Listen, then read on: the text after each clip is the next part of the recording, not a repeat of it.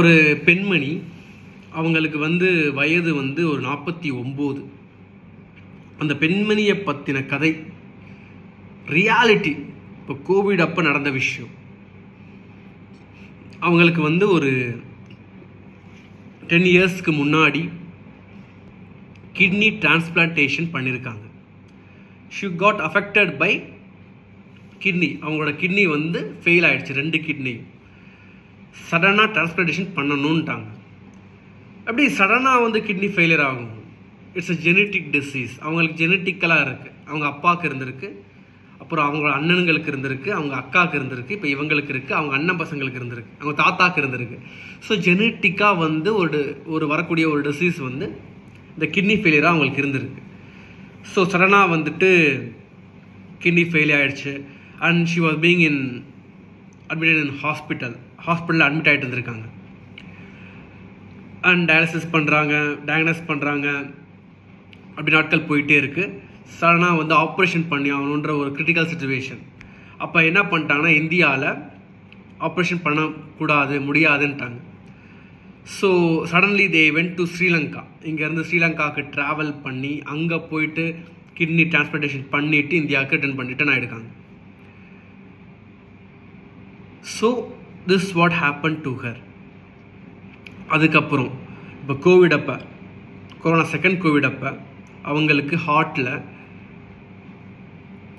அவங்க தூங்கிட்டு இருக்கிறப்ப பார்த்தீங்கன்னா சடனாக ஒரு 11 மணி 12 மணிக்கு ஹார்ட் பீட் ரைஸ் ஆகிடுச்சு. 200 BPM போயிடுச்சு. சடன்லி ஷீ காட் தட் சடனாக ஹார்ட் பீட் தூங்கிட்டு இருக்கிறவங்களுக்கு சடனாக ஹார்ட் பீட் ரைஸ் ஆச்சுன்னா எப்படி இருக்கும்னா, தட்டி ஓங்கி அடித்து எழுப்பின மாதிரி இருக்கும். This what she had felt. எழுப்பி அப்படியே படன்னு உடம்பெல்லாம் வேர்த்து ஊற்றி திஸ் வாஸ் ரிப்பீட்டிங். அப்போ ஹாஸ்பிட்டலில் போயிட்டு அவங்க ஹாஸ்பிட்டலுக்கு போவாங்க, அட்மிட் ஆவாங்க, 2 நாள் இருப்பாங்க, வருவாங்க. ஹாஸ்பிட்டல் போவாங்க, அட்மிட் ஆவாங்க, 2 நாள் இருப்பாங்க, வருவாங்க. ஹாஸ்பிட்டலில் இருப்பாங்க, 2 நாள் அட்மிட் ஆகிருப்பாங்க, வருவாங்க. வந்தா சுட்டா செத்தா ரிப்பீட். வந்தா சுட்டா செத்தா ரிப்பீட். வந்தா சுட்டா செத்தா ரிப்பீட். வந்தா சுட்டா செத்தா repeat. That was repeating in her life. So that's very very critical. இதில் என்னன்னா, இப்படியே போயிட்டே இருந்திருக்கு. சடனாக என்ன பண்ணிட்டாங்கன்னா, உங்கள் ஹார்ட்டு நம்ம ஆப்ரேட் பண்ணி ஆகணும். Pace maker, that's pace maker வச்சாகணும். அப்போ தான் உங்களுக்கு ஹார்ட்டு ப்ராப்பராக ஃபங்க்ஷன் ஆகும்னு சொல்லிட்டு ஒரு பேஸ் மேக்கர் எடுத்து ப்ளேஸ் பண்ணிட்டாங்க. ஸோ see that lady 10 வருஷத்துக்கு முன்னாடி கிட்னி டிரான்ஸ்பிளான்டேஷன் பண்ணிவிட்டு, அப்புறம் இந்த கோவிட் போஸ்ட் கோவிடுக்கு அப்புறம் she got pacemaker in her heart வச்சுட்டு ஷீ இஸ் லிவிங். இது உங்களுக்கு நான் சொல்கிறப்ப ரொம்ப காமனாக ஒரு டிசீஸ் தான் அப்படின்ற மாதிரி இருக்கும். But as a lady she haven't had எந்த ஒரு தீய பழக்கங்களையும் இல்லாமல், எந்த ஒரு பாடிக்கான ஒரு she was living a good life. நல்ல ஹியூமன் பீயிங்காக she was doing her duty, living her life. ஒரு காலேஜுக்கு போகிறது, வீட்டுக்கு வர்றது, காலேஜுக்கு போகிறது, வீட்டுக்கு வர்றது, வேலைக்கு போகிறது, வீட்டுக்கு வர்றது. This was her routine. அந்த மாதிரி சராசரியாக வாழ்ந்து கொண்டு இருக்கக்கூடிய ஒரு நபருக்கு இந்த மாதிரி விஷயங்கள்லாம் நடந்ததுன்னா எப்படி இருக்கும்?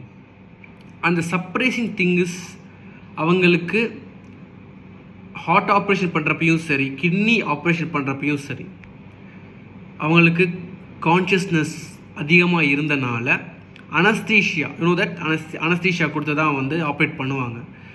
ஸோ அனஸ்தீஷியா கொடுக்குறப்ப she was not getting that. அவங்களுக்கு தூக்கம் வரலை, அவங்களுக்கு அந்த செடக்டிவ்னஸ் வரலை. She was being conscious. அப்போ டோசேஜஸ் அதிகமாக கையில் போட்டிருக்காங்க, காலில் போட்டிருக்காங்க. கண்டினியூஸாக டோசேஜ் அதிகமாக்கி தான் அவங்களுக்கு அந்த கான்ஷியஸ்னஸ்ஸே கம்மியாகிடுது. 2 இடத்துலையும் கிட்னி ஃபெயிலியர் ஆனதுக்கப்புறமும் சரி, அதுக்கப்புறம் தட் ஹார்ட்டில் பேஸ் மேக்கர் வைக்கிறப்பையும் சரி. அண்ட் தென் இன் பிட்வீன் இது ஒரு விஷயம். அதுக்கப்புறம் தட் கிட்னி ஃபெயில் ஆகிடுச்சுன்னா அந்த லிக்விடெல்லாம் அவங்க செஸ்ட்டில் ஃபார்ம் ஆகிடும். செஸ்ட் இன்சென்ஸ் இந்த இடத்துல ஃபார்ம் ஆகிட்டு அந்த லங்ஸில் ஃபார்ம் ஆகிடுமா. லங்ஸில் ஃபார்ம் ஆகிறனால என்ன பண்ணுவாங்கன்னா, ஒரு நீடில், லாங் நீடில் எடுத்து பேக் மூலியமாக, பின்னாடி மூலியமாக அந்த நீடில் அந்த லிக்விட்குள்ளே விட்டு அந்த லிக்விடை வெளியெடுப்பாங்களா. This was the continuous process when she was in dialysis பண்ணிகிட்டு இருக்கிறப்ப ஒரு நீட்டில் முதுகு வழியாக விட்டால் எவ்வளோ பெயினிங்காக இருக்கும். How much pain it will be. முதுகு வழியாக செஸ்ட்டில் விட்டு அதை வந்து ரிமூவ் பண்ணுவாங்க. This was happening. அதே மாதிரி ஹார்ட் ஆப்ரேஷன் பண்ணுறப்ப யூனோ தட் ஆன்ஜியோகிராம் சொல்லுவாங்க. வேர் இந்த நர்வில் வந்துட்டு ஒரு டியூப் சென்ட் பண்ணி எங்கெங்கெல்லாம் பிளாக்ஸ் இருக்குன்றதை கண்டுபிடிப்பதற்காக பயன்படுத்தக்கூடியதான் வந்து அந்த ஆன்ஜியோகிராம். ஆன்ஜியோகிராம் பண்ண முடியாதுன்ட்டாங்க.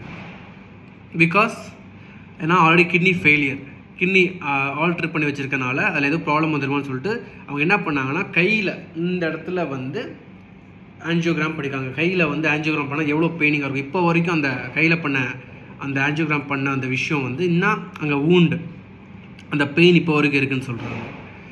So see how much suffering she had gone through in her life. ஒரு சராசரியாக சாதாரணமாக வாழ்ந்துட்டு இருந்த ஒரு ஹியூமன் பீயினுக்கு. So nothing to do with that. Her life is designed. இப்போ நமக்கெல்லாம் உடலில் உள்ள பாகங்கள், நம்மளோட கண்கள், மூக்கு, வாய், பிரெயின், காது, தொண்டை, நெஞ்சு, எல்லா இடமும், எல்லா பகுதியும், உடலில் உள்ள பாகங்கள் எல்லாமே நல்லா செயல்பட்டு கொண்டிருக்கிறது. நம்ம என்னைக்காச்சும் இதை நினச்சி நன்றி உணர்வோட தேங்க்யூ சொல்லியிருப்போமா? அதை பாதுகாக்கணும்னு நினச்சிருப்போமா? அதை பராமரிக்க நினச்சிருப்போமா?